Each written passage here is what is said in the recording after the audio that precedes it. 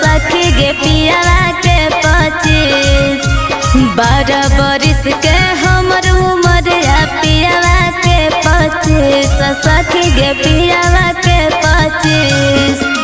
टेलीकोटन सड़िया से सूती के सड़िया ने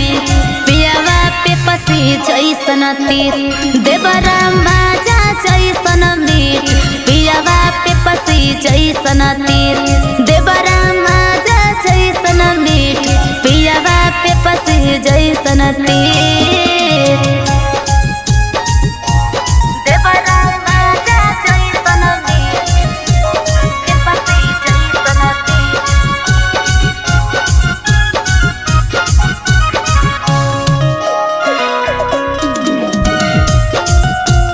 देवरा माजा जैसन मीठ पे पसी जैसन तीर पियावा बसल है सखी कलकत्ता सहरिया देवरे घुमाबै रोजना बाद बजरिया ए सखी पियावा बसल है जाके कलकत्ता सहरिया देवरे घुमाबै रोज रोजना बाद बजरिया गोरे गोरे हमर सूरत या पियावा के मालिन सखी गे पियावा के मालिन सूट सलवार छोड़ के पहनवैया जींस पियावा पे पसे जैसन तीर देवरा माजा जैसन मीठ पियावा पे पसे जैसन तीर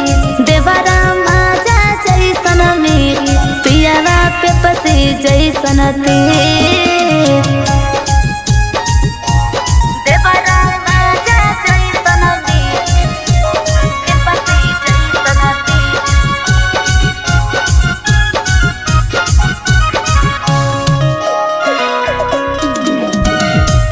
देवरा माजा जैसन मीठ पे पसे जैसन तीर कहियो नहीं सुख दे है पियावा नीलेसा देवरे के कमैया पर करियै हमाएसा ए सखी कहियो नहीं सुख दे है पियावा नीलेस देवरे के कमैया पर करियै हमाएस मोटे घाटे पियावा हमर पातर मोर शरीर सखी गे पातर मोर शरीर साचे बात पर पीयूष शर्मा बोले इंग्लिश पियावा पे पसे जैसन तीर